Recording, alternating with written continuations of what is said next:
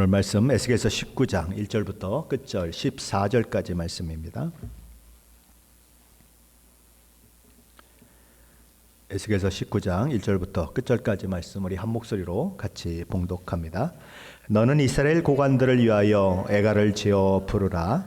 내 어머니는 무엇이냐? 암사자라. 그가 사자들 가운데에 엎드려 젊은 사자 중에서 그 새끼를 기르는데 그 새끼 하나를 키우매 젊은 사자가 되어 먹이 물어 뜯기를 배워 사람을 삼키매 이방이 듣고 함종으로 그를 잡아 갈고리로 꿰어 끌고 애굽 땅으로 간지라.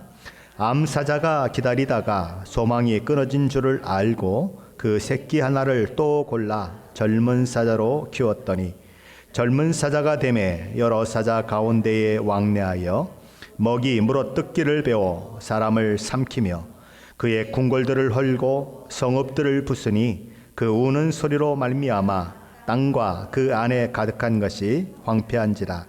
이방이 포위하고 있는 지방에서 그를 치러 와서 그의 위에 그물을 치고 함정에 잡아 우리에 넣고 갈고리를 꿰어 끌고 바벨론 왕에게 이르렀나니 그를 옥에 가두어 그 소리가 다시 이스라엘 산에 들리지 아니하게 하려 함이라. 내 피의 어머니는 물가에 심겨진 포도나무 같아서 물이 많음으로 열매가 많고 가지가 무성하며 그 가지들은 강하여 권세 잡은 자의 규가 될 만한데 그 하나의 키가 굵은 가지 가운데서 높았으며 많은 가지 가운데서 뛰어나 보이다가 분노 중에 뽑혀서 땅에 던짐을 당하매 그 열매는 동풍에 마르고 그 강한 가지들은 꺾이고 말라 불에 탔더니 이제는 광야 메마르고 가물르던 땅에 심어진 바 되고 불이 그 가지 중 하나에게서부터 나와 그 열매를 태우니 권세 잡은 자의 규가 될 만한 강한 가지가 없도다 하라. 이것이 애가라. 후에도 애가가 되리라. 아멘. 무슨 말씀인지 읽으시면서 이해가 되시나요? 에스겔서를 상당히 어렵다고 생각하는 이유가 이런 말씀들 때문에 그런데 사실은 에스겔서는 그렇게 많이 어려운 성경은 아닙니다. 제가 굳이 이야기를 한다면 저는 이사야서가 더 어려워요. 에스겔서보다. 하나님께서 에스겔 선지자에게 이스라엘 고관들을 위해서 애가를 지어 부르라고 말씀하십니다. 아직 남유다는 망하지 않았습니다. 그런데 하나님께서는 죽은 자를 위해서 부르는 애가를, 슬픈 노래를 남유다를 위해서 부르라고 그렇게 말씀하십니다. 만일 제가 어느 날 여러분들의 집을 방문했다고 한번 생각을 해보십시오. 그리고 여러분이 아직 살아있는데 그곳에서 여러분이 죽은 것처럼 슬픈 노래를 부르면 여러분의 기분이 어떨까요? 아마 기분이 굉장히 상할 것입니다. 불쾌할 것입니다. 어떤 사람은 목사님 미쳤느냐고 분노할 사람도 있을 것입니다. 아니 내가 여전히 살아있는데 왜 나를 죽은 사람 취급하고 슬픈 노래를 애가를 부르느냐고 그럴 것입니다. 아마 이스라엘 백성들도 에스겔 선지자가 그들 앞에서 애가를 부르면 아직 남유다는 망하지 않았는데 애가를 부르면 그런 반항적인 마음이 그리고 불쾌한 마음이 그 속에 있었을 것입니다. 그런데 그럼에도 불구하고 하나님께서는 애가를 그들 앞에서 부르라라고 에스겔 선지자에게 명령하고 있는 것입니다. 남유다의 왕과 지금 높은 지위에 있는 사람들은 지금 남유다가 거의 망해가고 있는데도 불구하고 망해가는 줄도 알지 못하고 있습니다. 왜 그럴까요? 아직은 그들에게는 권세가 있습니다. 왕이고 높은 위치에 있습니다. 아직은 살만한 것입니다. 그래서 그 위기, 그 마지막 시대의 그 위기를 전혀 생각하지 못하고 그저 그냥 하루하루를 살아가고 있는 것입니다. 오늘 이 시대의 사람들도 종종 남유다의 사람들과 별반 다르지 않습니다. 하나님 뭐라고 말씀하십니까? 이 땅은 영원하지 않다고 말씀하십니다. 이 땅은 종국에 멸망할 것이고 이 땅은 옷과 같이 낡아질 것이고 마지막 때에 의복처럼 갈아입게 될 것이라고 말씀하십니다. 처음 하늘과 처음 땅은 없어질 것이고 바다도 다시 있지 아니할 것이고 새 하늘과 새 땅으로 갈아입게 될 것이라고 그렇게 말씀하십니다. 근데 하지만 이 시대를 살아가는 사람들은 대부분 뭐라고 생각합니까? 이 땅은 영원할 것이라고 생각하는 것입니다. 이 땅이 그래서 전부인 것처럼 살아가는 것입니다. 그들의 생각과 그들이 누리고자 하는 모든 것들은 이 땅에 있어요. 이 땅에서 누리고 즐기는 그 삶에 있는 것입니다. 그래서 이 땅이 전부라고 생각하며 살아가면서 정작 관심을 기울여야 할 영원한 삶이 있는 영원한 나라에 대해서는 관심을 두지 않고 살아가는 사람들이 많은 현실이 바로 우리가 살고 있는 이 시대인 것입니다. 그러므로 하나님께서 에스겔 선지자에게 이렇게 부르라고 했던 이 애가는 어디서 불러야 하는가? 남유다 백성 앞에서도 불러야 하는 애가이지만 사실은 저와 여러분이 살고 있는 이 시대 가운데도 불러져야 할 슬픔의 노래인 것입니다. 끝이 오고 있다. 이 땅에 끝이 오고 있다. 늘 우리 귀에 들려져야 하는 것입니다. 이 땅은 영원하지 않다. 우리는 그럼에도 불구하고 자꾸 이 땅이 영원한 것처럼 이 땅의 것을 움켜쥐고 또 움켜쥐고 그런 모습을 가지고 있는 것입니다. 이 노래는 계속해서 우리 귀에 들려야 하는 것입니다. 이 땅은 끝이 있다. 망한다. 이 땅은 영원하지 않다. 내가 영혼을 향해서 가고 있는 사람으로 무엇을 주의하여 생각하며 무엇을 귀중하게 생각하며 살아야 하는가 생각하라고 불려져야 하는 노래인 것입니다. 야고보 사도는 야고보서 4장 9절에서 이렇게 얘기합니다. 슬퍼하며 애통하며 울지어다. 너희 웃음을 애통으로 너희 즐거움을 근심으로 바꿀지어다. 그렇게 말씀합니다. 자, 그러면 애가의 내용이 무엇인지 한번 살펴보겠습니다. 하나님께서 선지자를 통해 부르게 하신 애가의 첫 번째 부분은 1절로 9절까지의 말씀입니다. 먼저 오늘 본문 1절과 2절 말씀인데 다시 한번 함께 읽어보겠습니다. 1절 2절 말씀입니다. 너는 이스라엘 고관들을 위하여 애가를 지어 부르라. 네 어머니는 무엇이냐? 암사자라. 그가 사자들 가운데 엎드려 젊은 사자 중에서 그 새끼를 기르는데, 애가의 첫 소절은 이렇게 시작됩니다. 내 어머니는 무엇이냐? 암사자라. 에스겔 선지자가 애가를 시작하면서 언급하고 있는 암사자는 무엇을 말할까요? 아니면 누구를 말할까요? 학자들 중에는 이 암사자가 요시아의 아내 되었던 하무달이라고 이야기를 하는 분들이 있습니다. 왜냐하면 2절과 5절에서 두 마리 새끼 사자에 대한 언급이 나오는데, 그들은 남유다 왕을 상징적으로 가리키는 말이고, 한 왕이 애굽으로 끌려갔고 한 왕은 바벨론으로 끌려갔다는 거죠. 그런데 그 새끼를 세운 것이 누구냐면 암사자라는 것입니다.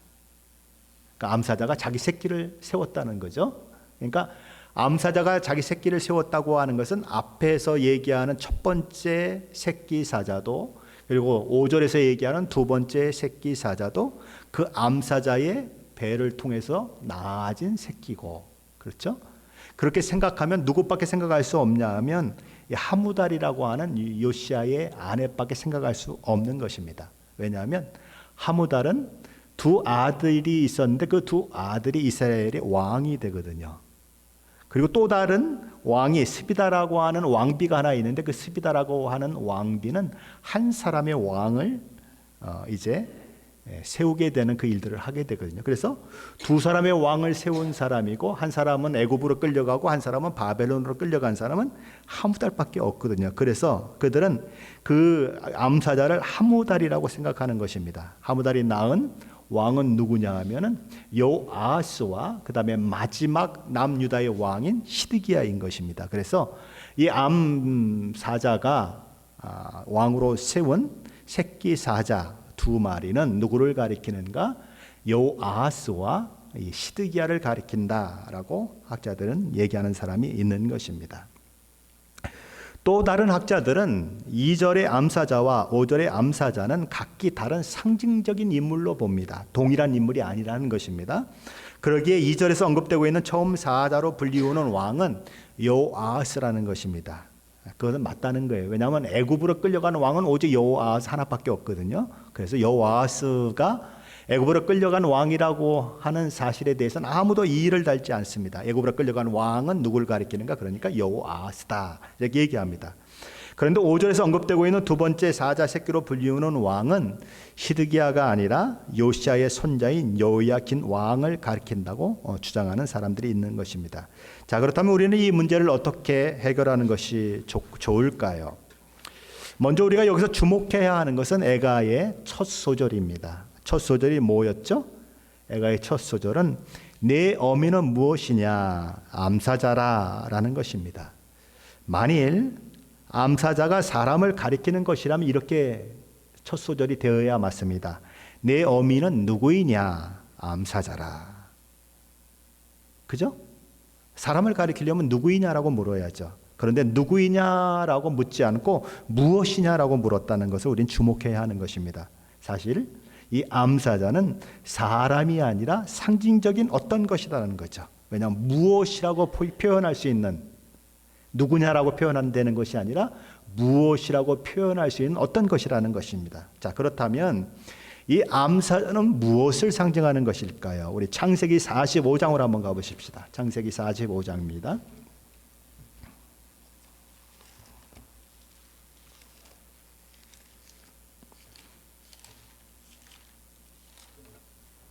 창세기 제가 45장이나 그랬나요? 예, 창세기 49장입니다. 죄송합니다. 예, 잘못 타이프해서 고쳐놓고도 계속 45장이 머릿속에 있어요. 창세기 49장입니다.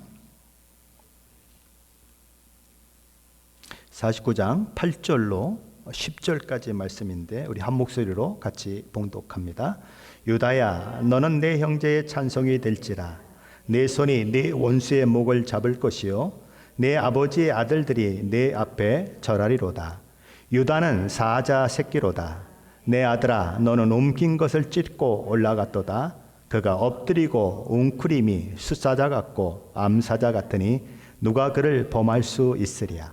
주가 유다를 떠나지 아니하며 통치자의 지팡이가 그 발 사이에서 떠나지 아니하기를 실로가 오시기까지 이르리니 그에게 모든 백성이 복종하리로다.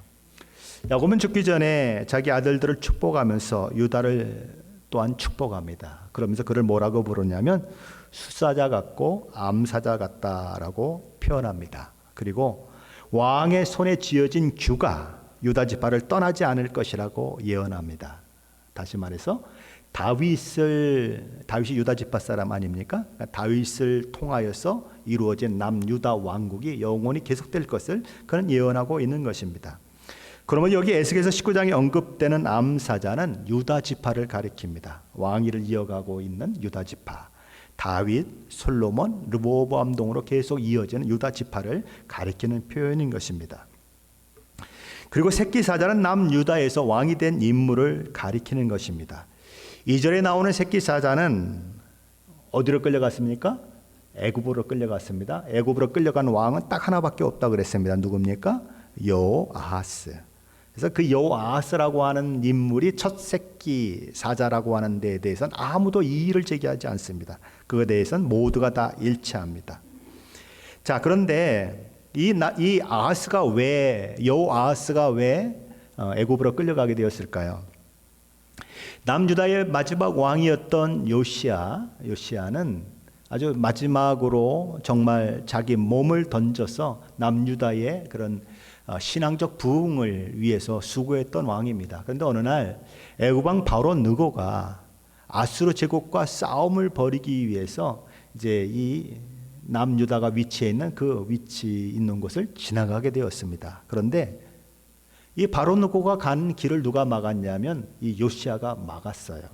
막아서서 못 가게 막는 것입니다. 애굽 왕은 지금 아수르 왕과 싸우려고 가는데 갈 길이 멀은데 이 조그만 나라의 왕이 와서 막 껄쩍껄쩍 하니까 너 그러지 말아라. 이건 내가 하나님이 다 이렇게 가라고 해서 가는데 너 그 하나님 말씀 어기고 나한테 이렇게 까불지 말아라 라고 얘기하는데 이 요시야 왕이 막무가내인 것입니다. 끝까지 대항을 하는 거죠. 그래서 결국 이 요시야 왕이 거기서 죽임을 당하는 것입니다. 그리고 이 애굽 왕 바로 느고는 아수르 제국을 치러 가죠. 근데 이제 남유다 백성들의 입장에서는 애굽 왕이 우리 왕을 죽였어? 하니까 애굽에 대해서 좋은 감정이 있었을까요? 나쁜 감정이 있었을까요? 당연히 나쁜 감정이 있었겠죠. 그래서 누구를 왕으로 세우게 되냐면 요시아의 아들 중에서 반애굽적인 정서가 강한 사람, 반애굽 성향을 가진 여호아스라고 하는 왕을 왕으로 세우는 것입니다. 왜냐하면 자기 왕을, 그 선한 왕을 애굽 왕 바로 누가가 죽였기 때문에 반애굽 정책을 펼 수 있는 그런 여호아스라고 하는 왕을 세우는 것입니다. 그런데 이 바로 누가가 3개월 정도 아수르 제국과 싸우다가 다시 이제 자기 나라로 돌아가게 되는데, 가만히 보니까 누가 왕으로 세워졌어요? 반애굽 정서를 가지고 반애굽 성향을 가지고 있는 여호아스가 왕이 되어가지고 지금 3개월을 다스리고 있거든요. 그냥 돌아가는 길에 그냥 딱 모가지를 날려버리는 거죠.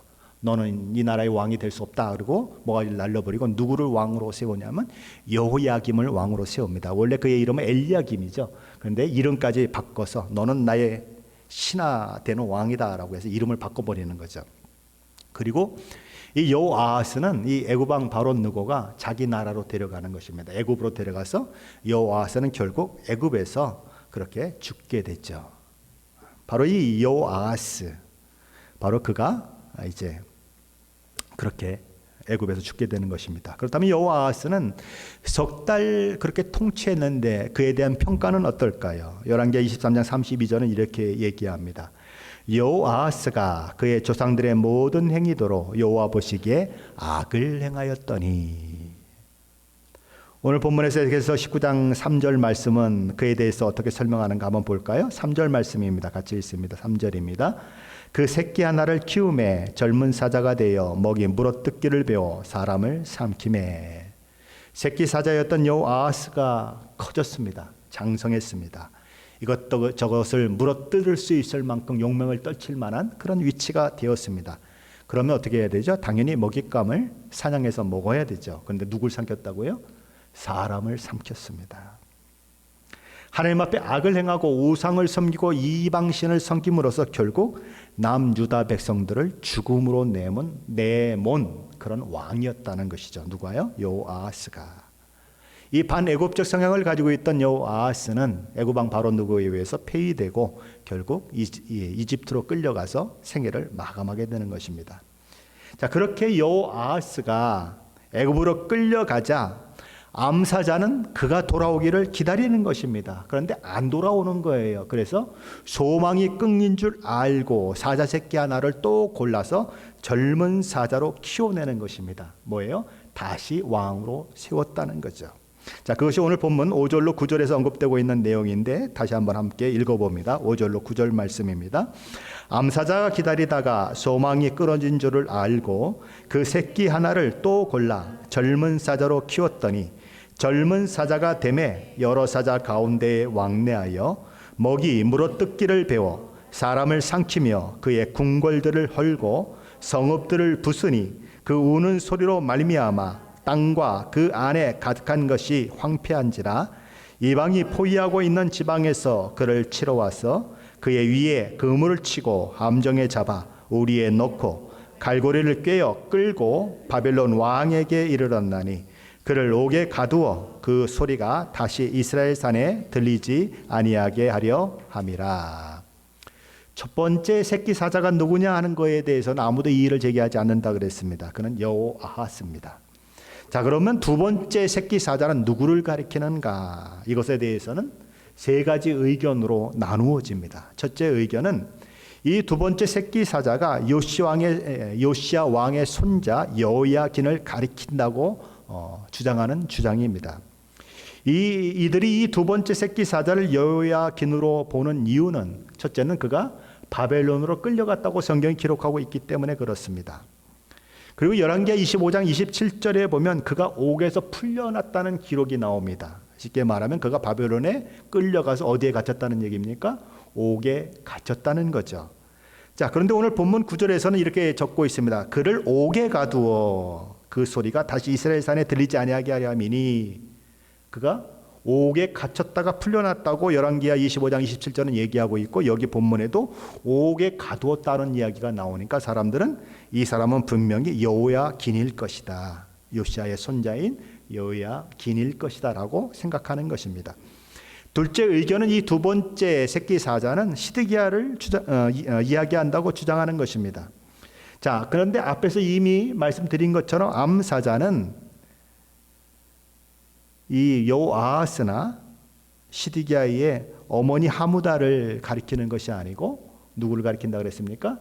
남유다라고 하는 이 나라를 가리킨다고 했습니다. 그러므로 이 생각은 사실은 올바른 적절한 그런 생각이 아닌 것입니다.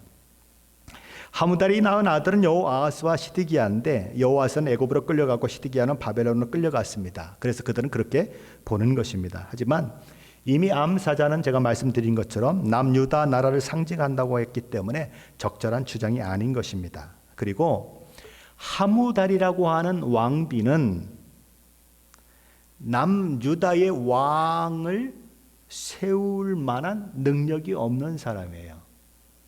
무슨 말인지 이해하시죠?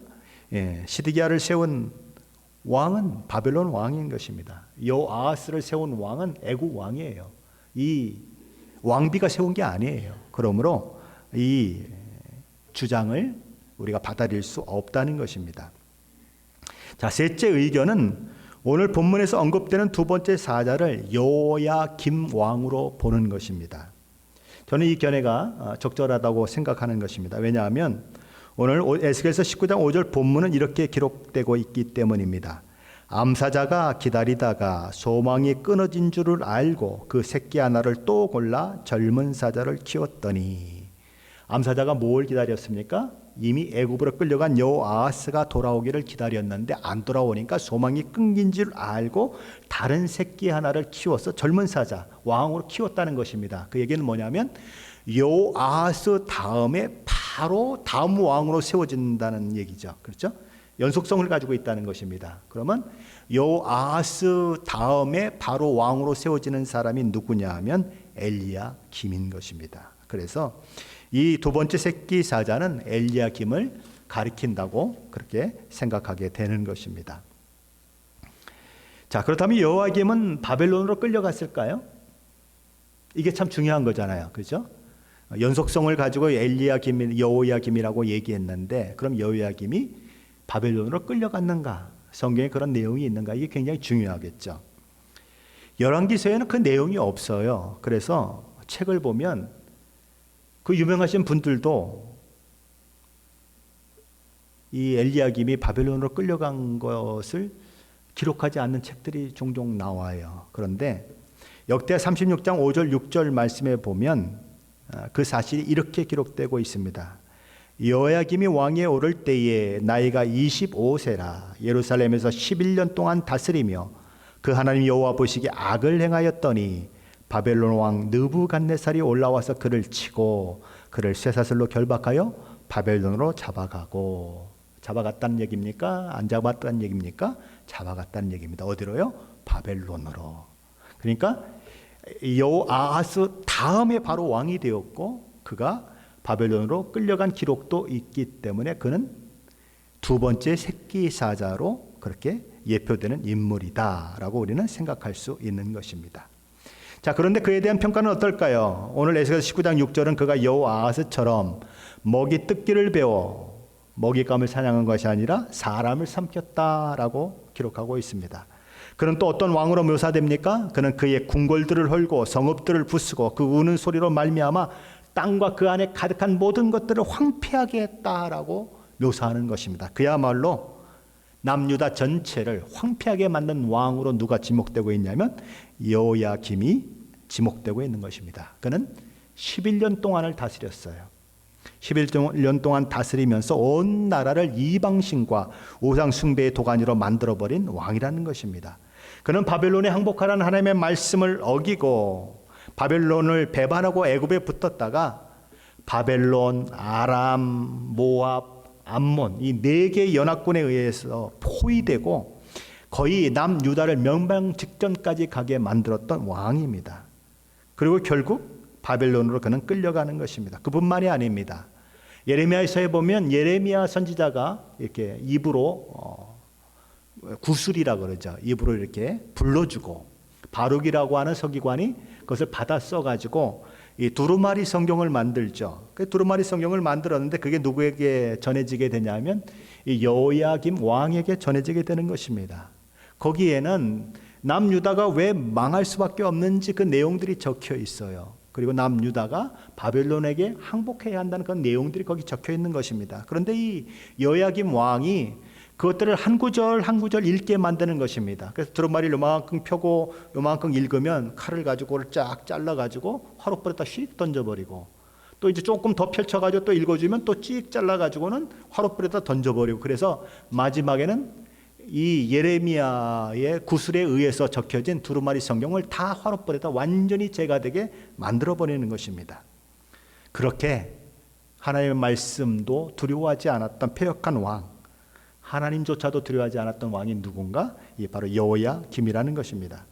그는 거기서 더 나아가서 하나님의 말씀을 두루마리에 기록하게 했던 이 예레미야를 죽이겠다고 신하들을 통해서 예레미야를 잡아오라는 명령까지 내렸던 사람입니다. 물론 예레미야를 생각했던 이 사람들이 예레미야를 숨김으로써 이 여호야김의 그 서슬퍼런 그런 명령은 성공을 거두지 못했지만 그런 명령을 내렸던 것입니다.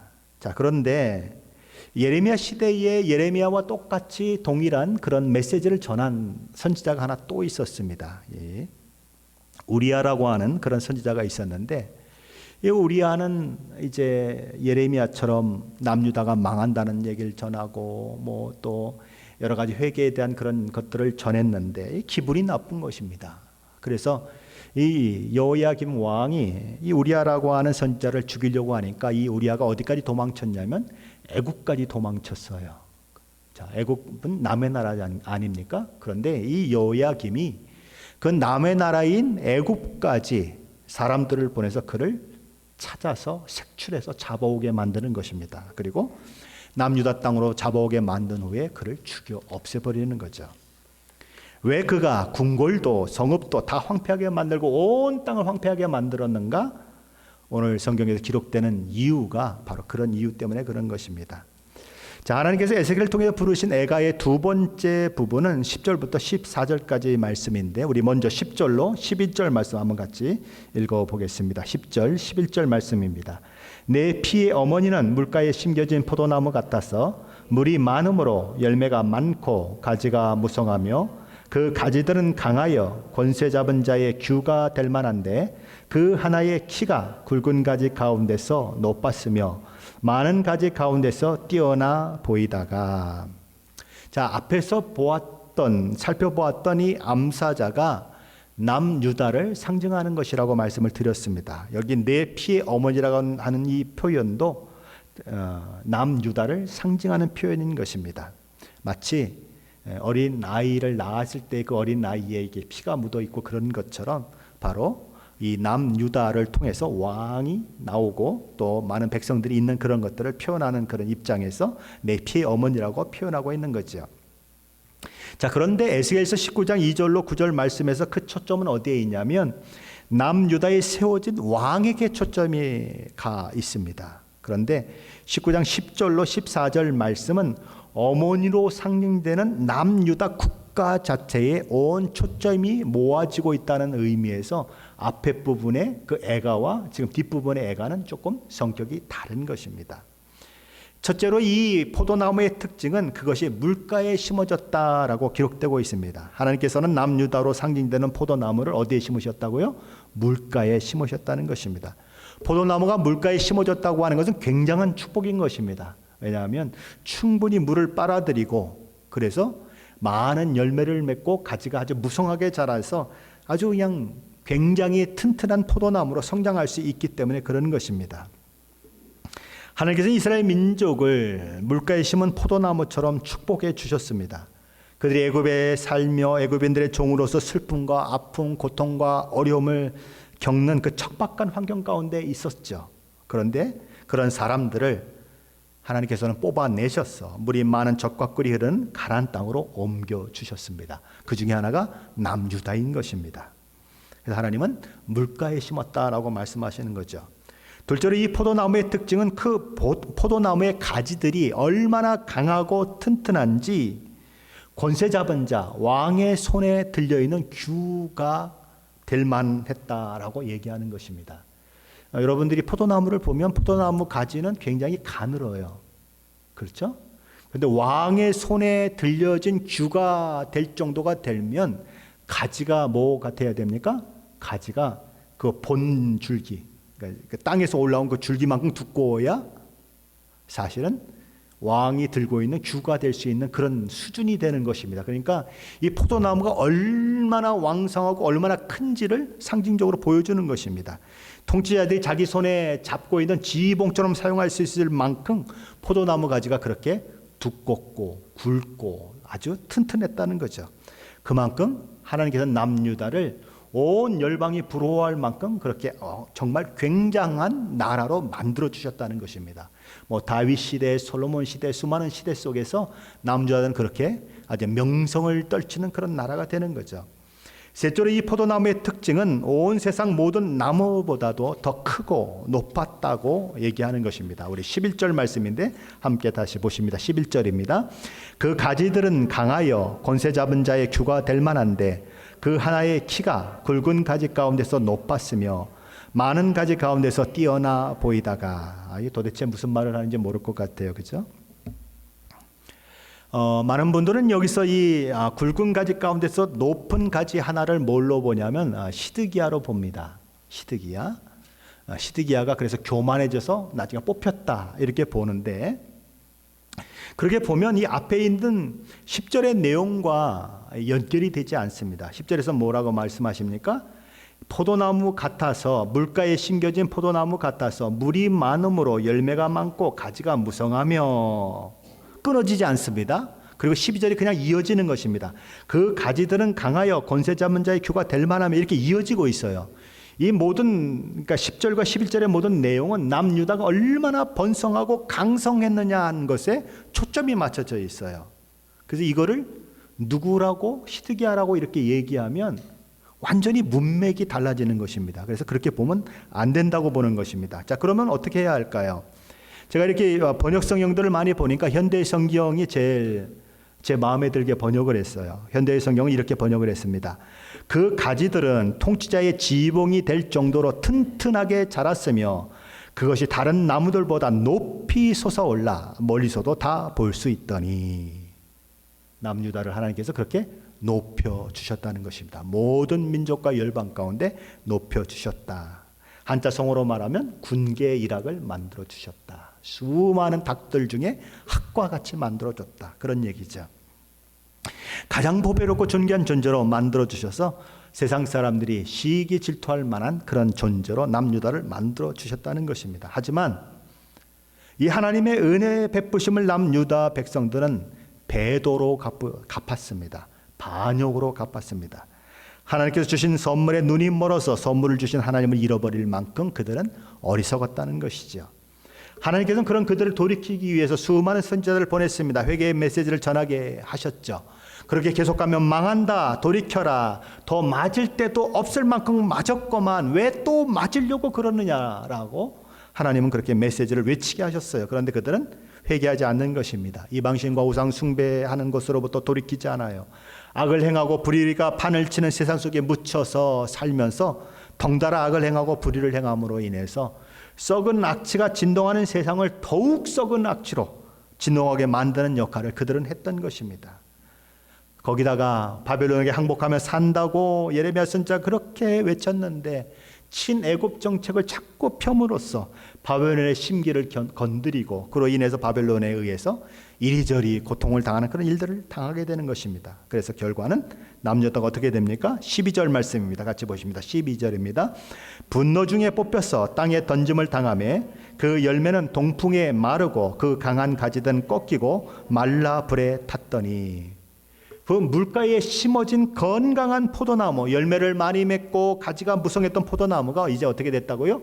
뿌리채 뽑혀서 광야에 던져졌다는 것입니다. 강한 가지들은 꺾여버렸고 그 뜨거운 동풍에 말라서 비틀어짐으로 인해서 결국 불에 태워졌다라고 이야기하는 것입니다. 예수님도 포도나무 비유를 말씀하시죠. 요한복음 15장에서 열매를 맺지 않는 포도나무 가지는 내 아버지께서 그거를 제하여 버리실 것이다. 그리고 그것이 밖에 버려져 마르게 되면 사람들이 가져다가 땔감으로 써서 태워버리게 될 것이다 라고 예수님이 포도나무 비유를 말씀하셨는데 유다 백성들이 어떻게 됐다고요? 그것과 똑같은 상황을 만나게 되었다. 그거죠.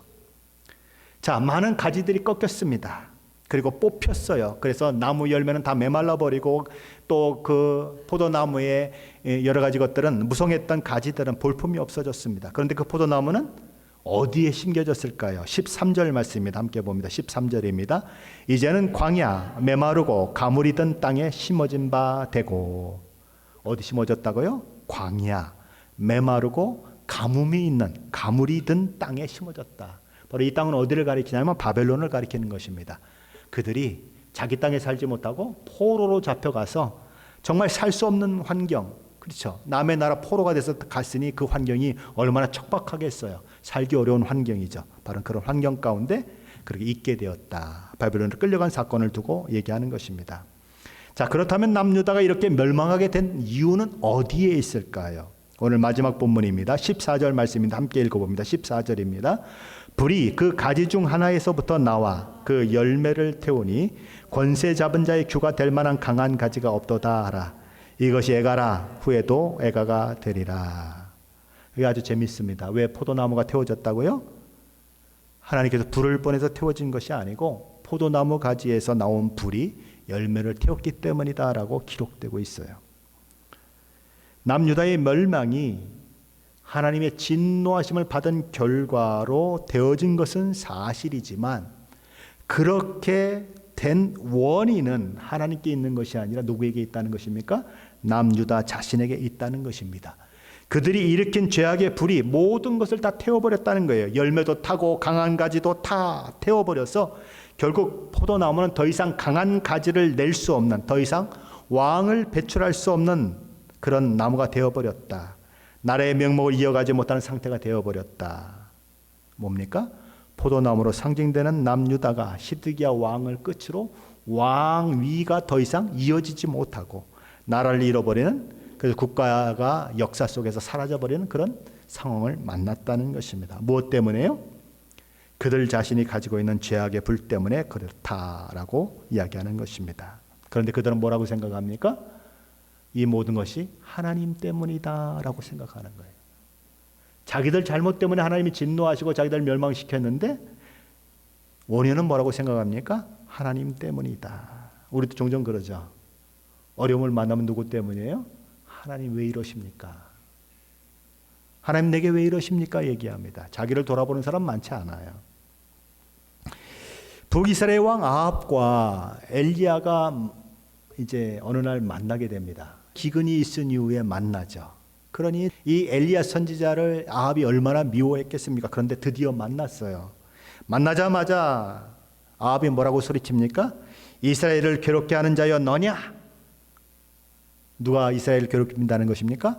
엘리야 선지자가 이스라엘을 괴롭힌다는 거죠. 그랬더니 엘리야 선지자가 이렇게 대답합니다. 내가 이스라엘을 괴롭게 한 것이 아니라 당신과 당신의 아버지의 집이 괴롭게 하였으니 이는 여호와의 명령을 버렸고 당신이 바알들을 따랐습니다. 아합은 엘리야 선지자가 하나님의 말씀을 가지고 기근을 선포함으로써, 가뭄을 선포함으로써 7년 동안 고통과 어려움을 겪었죠. 그러니 네 탓이다 라고 얘기하는데 엘리야 선지자는 그게 아니라는 것입니다. 그것은 결과일 뿐 원인은 누구 안에 있다는 것입니까? 당신 안에 있습니다. 당신이 원인입니다 라고 얘기하는 것입니다.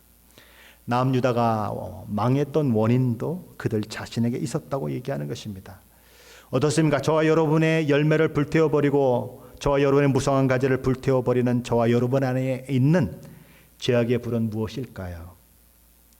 저와 여러분이 하나님의 은혜와 복을 받아 누리지 못하게 만들고 풍성한 열매를 맺지 못하게 만드는 원인이 되는 어떤 것은 우리 속에 어떤 것이 있을까요? 이스라엘 백성들이 약속의 땅인 가나안 땅에 들어갔지만 거기서 뽑혀지고 토하여지는 것은 그들의 죄악 때문입니다. 사실은 하나님 때문이 아니에요. 가인을 향하여 하나님께서는 이렇게 말씀하셨습니다. 죄의 소원은 내게 있으나 너는 그것을 다스릴지라. 그러나 그는 그 죄를 다스리지 못합니다. 자신의 죄악의 불을 피워서 자기 동생 아벨을 죽이고 멸망의 길을 갑니다. 사울 왕은 하나님의 경고를 들었습니다. 그리고 다윗을 통해 몇 번이나 목숨을 잃을 뻔했다가 구원받은 일들을 경험하면서 눈물을 흘리기도 하고 나를 용서해달라고 그렇게 얘기하기도 합니다. 끝내 그러나 자기 안에 있는 죄악의 불을 끄지 못하고 다윗을 계속 쫓아다니고 나쁜 짓을 하다가 길보아 산에서 브레셋과 전투를 벌이게 되는데 하루아침에 자기와 세 아들이 동시에 죽는 그 일들을 만나게 되는 것입니다. 예수님은 유다에게 여러 차례 기회를 주셨습니다. 그리고 마지막 날 6월절 식사 때에는 그의 발을 씻겨주기까지 하셨습니다. 그리고 나와 함께 떡그릇에 손을 넣는 자가 나를 팔 것이라고 말씀하셨습니다. 왜 그 말씀을 하셨습니까? 이제라도 회개하라고 그렇게 말씀하신 거예요. 그런데 그는 끝내 자기 안에 죄악의 불을 끄지 못합니다. 그리고 자기 자신을 태워 멸망의 길을 가고 마는 것입니다. 하나님께서 에스겔 선지자를 저와 여러분에게 보내신다면 에스겔 선지자는 저와 여러분 앞에서 애가를 부르게 될까요? 아니면 기쁨의 찬송을 부르게 될까요? 저와 여러분의 신앙의 상태를 보고 하나님께서 에스겔 선지자를 저와 여러분에게 보내신다면 에스겔 선지자는 죽음의 애가를 부를까요? 아니면 너무 기뻐서 춤을 추며 찬송을 부를까요? 오래전 찬양 중에 이런 찬양 가사가 있습니다. 너는 시냇가에 심은 나무라 하나님의 사랑 안에 믿음 뿌리 내리고 주의 뜻대로 항상 살리라. 하나님께서는 저와 여러분을 그리스도 예수 안에서 극상품 포도나무가 되게 하시고 시냇가에 심으셨습니다. 무슨 얘기예요? 종자가 좋아요. 그리스도 안에 있습니다. 우리는 성령 하나님께서는 우리에게 역사하시면서 수많은 열매들을 맺을 수 있도록 그렇게 우리를 이끌어 가십니다. 그렇죠? 내 배에서 생수의 강이 흘러나리라. 그것은 뭘 가리킨다고요? 성령을 가리킨다라고 요한복음은 얘기하고 있는 것입니다. 우리는 그래요. 우리가 하나님의 말씀에 순종하기만 하면 우리는 깊이 믿음 안에 뿌리를 내리고 우리 안에서 놀라운 열매가 맺어지고 포도나무 이 줄기가 가지 두께가 되는 것만큼 온 세상이 부러워할 만한 그런 놀라운 사람들로 세워질 수 있는 그런 사람들인 것입니다. 어떻게 하기만 하면요? 순종하기만 하면. 모든 조건은 다 갖춰졌어요. 우리는 이미 극상품 포도나무예요. 예수 안에 있다니까요. 예수 안에 있어요. 예수님이 실패하지 않는 한 우리는 실패하지 않아요. 우리에게 성령을 부어주셨어요. 그 배에서 생수의 강이 흘러나리라. 물가에 우리는 심어졌어요. 얼마든지 열매를 맺을 수 있어요. 순종하기만 하면. 예수님이 이렇게 말씀하셨습니다. 너희가 열매를 많이 맺으면 내 아버지께서 영광을 받을 것이요 너희는 내 제자가 되리라. 이 복된 말씀이 저와 여러분의 말씀이 되었으면 하는 소원이 저와 여러분에게 있지 않습니까? 어떻게 해야 합니까? 순종합시다. 순종하면 하나님께서 그렇게 하실 것입니다. 많은 열매를 맺어서 하나님의 영광을 드러내게 하실 것이고 너희가 내 제자인 줄 알리라 라고 하는 그 예수님의 말씀이 저와 여러분에게 해당되게 될 것입니다. 그런 은혜가 여러분 가운데 있으시기를 예수 그리스도 이름으로 간절히 축원합니다.